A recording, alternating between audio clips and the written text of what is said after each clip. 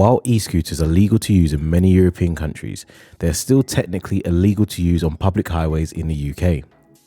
This could be set to change slightly with the introduction of the new rentable e-scooters, meaning only hire companies and some retail firms will be allowed to offer these scooters for rental. And of course, these scooters will be restricted. So in effect, it will be similar to a Boris bike. The only difference being is that you would need to be insured to ride one of these, and you have to have a provisional or a driving license. This has easily got to be one of the most popular modes of transport used in London today. It's quick, easy, accessible, and you're able to get from A to B in your own time. Using public transport has now become a thing of the past. And most importantly, they are emission-free. So today I'm down at London Canary Wharf to test out the new e-scooters. E-scooters are now available to be hired in London. There's 5 locations. I've chosen Canary Wharf to test these ones out. There's 3 types of scooters available. There's a Tier E scooter, there's the Lime, and there's also the Dot. I decided to test out the Lime scooter.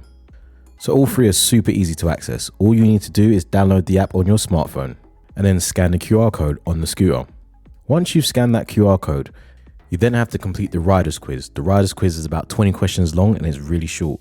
It answers some very simple common sense questions regarding the riding of the scooter. For example, does the traffic light law only apply to cars? When at a crossing, should you give way to a pedestrian?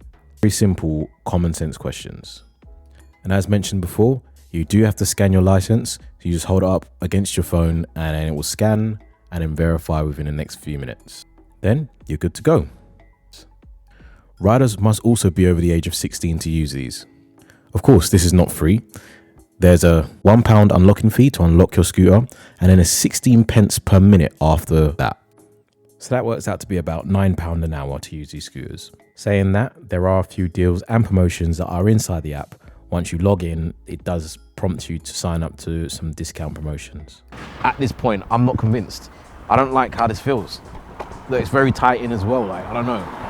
It's weird, very weird. Obviously it's got a stand on it as well, so if you want to stand it up. Stand's a bit awkward, it's in a very awkward place. You've got to kind of kick the bottom to get it up.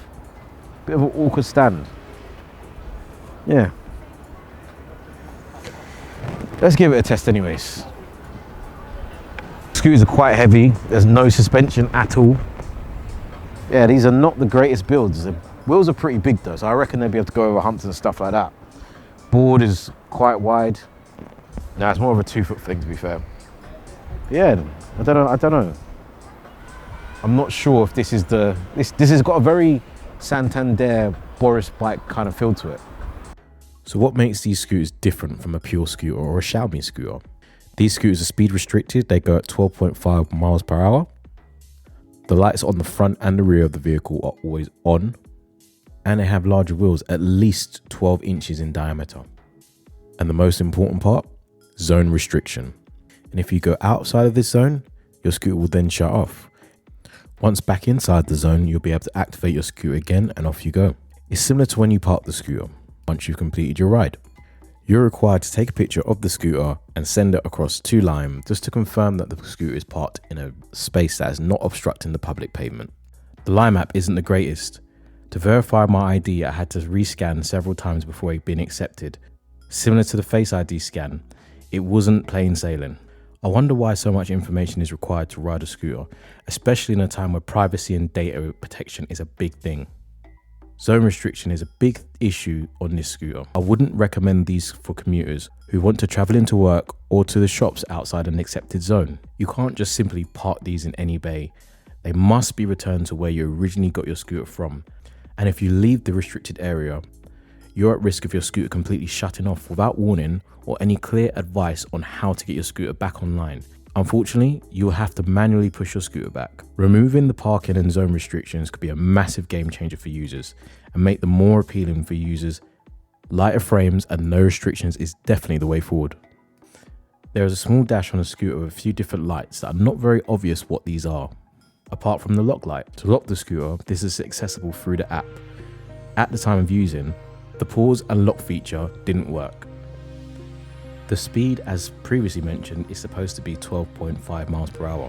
However, when riding, I noticed the speed would vary sometimes. It would randomly slow down and then suddenly speed up. It was almost as if I wasn't in control of the actual speed itself.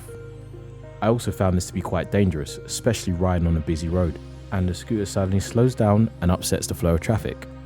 At nearly double the price of what a Santander bike would cost for an hour, I was most definitely expecting a lot more from this e-scooter. So if we compare the costings to a pure scooter, you spend about £350 on just your standard scooter, with no additional cost after that.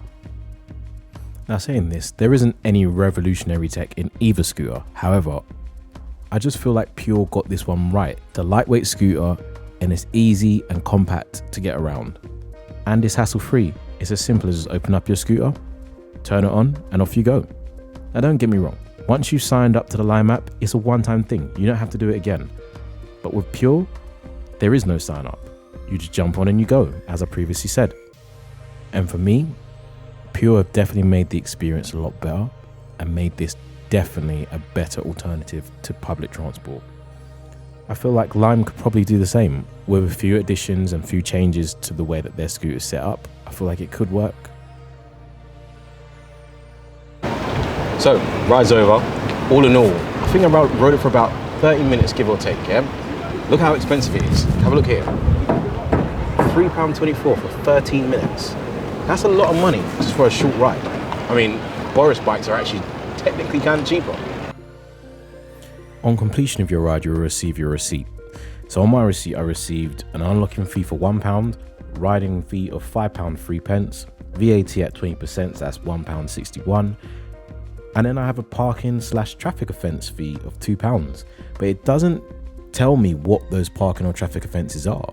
It doesn't even point me in the right direction to say, speak to these people and they'll be able to tell you what these parking offences are. So overall, didn't enjoy it as much as I thought I would. It was very similar to riding a Boris bike, very heavy, very clunky. Another thing that I didn't like about it, there's a lot of information you've got to give at the beginning. You've got to give your driving license, you've got to do a quick test. I don't know if it's really worth it. And it's quite expensive as well. Where it slightly differs from Boris bikes is as simple as you go out to the machine, tap the machine, pull your bike out and off you go. Whereas this, there's a lot of information that comes with it. It can delay you. It's not very quick and accessible like a Boris bike. Although Boris bikes are not great, I would rate a Boris bike a 9 out of 10 compared to the scooters, which I'll probably rate at maybe a 4. And obviously with the Pure scooters, you can go anywhere you want with it. Whereas these scooters, limited, obviously. However, on one of the scooters, it did say something about, have you purchased this scooter yet? I mean, probably nobody's purchased it because it's really heavy, it's really clunky, it's slow. It's not the greatest scooter that I've ever ridden, to be honest with you. So, overall, 4 out of 10 for me. Will I be riding them again? More than likely not. The same bike definitely wins this one for me, and I will be riding that more often over these scooters. So, we've tested out an electric car, an electric bike, electric scooter. Let me know down below in the comments what you think we should test next for our electric series. And if you enjoyed this video, be sure to give us a thumbs up, and we'll see you in the next video.